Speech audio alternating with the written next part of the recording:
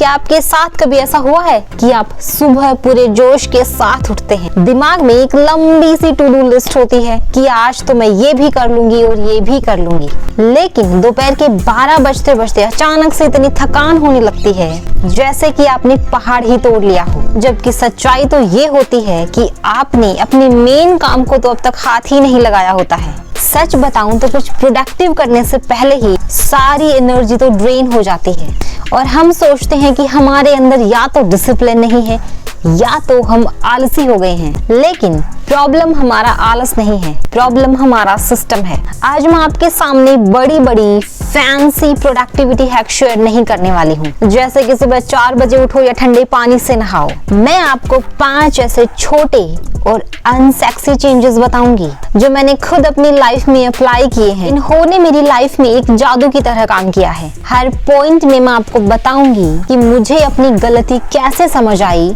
उसका नुकसान क्या था और उसको ठीक करने के लिए मैंने क्या टेक्निक अपनाई। तो अगर आप भी इस कांस्टेंट थकान और इस बिजीनेस के चक्कर से बाहर आना चाहते हैं तो इस वीडियो को एंड तक जरूर देखिएगा, क्योंकि पॉइंट नंबर 3 और 4 शायद आपकी डेली आदत बन चुके हैं। तो गाइज, मैं हूं नायशा और अब वीडियो शुरू करते हैं। मुझे अपनी सबसे बड़ी प्रॉब्लम तब समझ आई जब मैंने ये नोटिस किया कि जब मैं उठते ही अपना फोन चेक करती हूँ, अपना व्हाट्सएप चेक किया, कोई रील देखी या फिर कोई भी न्यूज देखी, इसका सबसे बड़ा नुकसान ये था कि मेरे दिन की शुरुआत मेरी अपनी लाइफ से नहीं हो रही है। मेरे दिन की शुरुआत दूसरों की लाइफ को देखकर हो रही थी। किसी के वेकेशन फोटोज देख करके फोमो हो रहा था या तो कोई नेगेटिव न्यूज पढ़ करके दिमाग टेंशन में आ गया। इससे होता यह था कि मेरा दिमाग मेरा खुद का काम शुरू करने से पहले ही इंफॉर्मेशन प्रोसेस करके थक चुका होता था। एनर्जी तो पहले ही ड्रेन हो गई थी। फिर मैंने एक नया रूल बनाया, आउटपुट बिफोर इनपुट, यानी कि जब तक मैं अपना कोई सबसे जरूरी काम फिनिश नहीं कर लेती, मैं दुनिया भर की बातें दिमाग में नहीं डालूंगी। अब मैं सुबह उठने के बाद शुरुआती कुछ घंटे तक अपना फोन खुद से दूर रखती हूँ, सिर्फ अपना रूटीन फॉलो करती हूँ, अपना मेन काम करती हूँ। और जब एक बड़ा टास्क कंप्लीट हो जाता है तब मैं गिल्ट फ्री होके अपना टाइम एंजॉय करती हूँ। जो भी देखना है, जो भी इंफॉर्मेशन चेक करनी होती है वो कर लेती हूँ। और इस एक छोटे से चेंज ने मेरा फोकस 10 गुना तक बढ़ा दिया। अब है पॉइंट नंबर 2। एक टाइम था जब मेरी टू डू लिस्ट में 10-15 चीजें लिखी होती थी, जैसे कि रूम की सफाई करना, फोन का बैकअप लेना, अपने दोस्तों को रिप्लाई करना, मार्केट का कोई काम करना या तो कोई बहुत ही बड़ा प्रोजेक्ट करना या पढ़ाई करना। अब मुझे रात को सोते वक्त लगता था कि मैं तो दिन भर बहुत बिजी रही हूँ।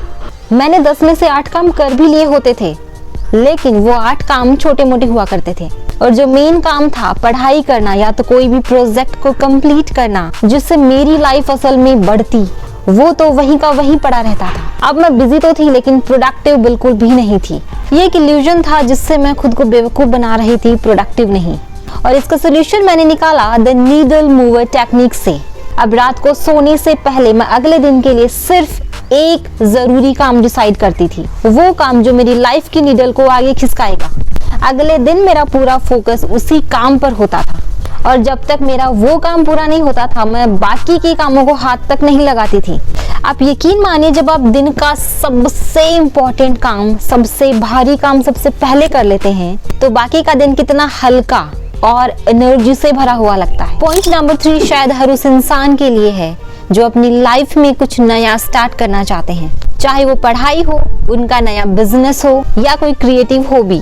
मेरी आदत थी चीजों को परफेक्ट बनाने की। मुझे लगता था जब तक मेरे पास पूरा नॉलेज नहीं होगा, किसी काम को लेकर के 100% एक्यूरेसी नहीं होगी, तो मैं उस काम को शुरू ही नहीं करूंगी। और इसी चक्कर में महीनों बीत जाते, लेकिन वो काम वहीं का वहीं पड़ा रहता। और इसका नुकसान ये था कि परफेक्शन के चक्कर में एक्शन बिल्कुल जीरो, ओवर थिंकिंग ही मेरी सारी एनर्जी खा जाती थी। तब मुझे कॉन्सेप्ट समझ आया, द अगली फर्स्ट ड्राफ्ट, यानी कि एक रफ वर्जन। दुनिया की कोई भी अच्छी चीज पहली बार में परफेक्ट कहाँ होती है। अब मेरी टेक्निक भी ये है कि मैं कोई भी जब काम करती तो सबसे पहले उसका एक रफ वर्जन बना लेती, कैसे जैसे करके उसको शुरू करना होता था, ये बिना सोचे कि लोग क्या कहेंगे या इसका क्या रिजल्ट निकलेगा। अब मेरा गोल सिर्फ इतना है कि मुझे 0 से 1 तक पहुंचना है।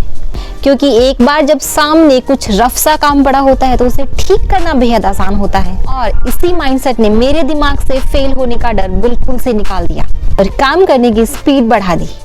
अब आते हैं एक ऐसी आदत पर जिसको मैं कहती हूँ दिमाग से बैकग्राउंड एप्स को पूरी तरह से रिमूव करना, यानी कि बैकग्राउंड एप्स को बंद करना।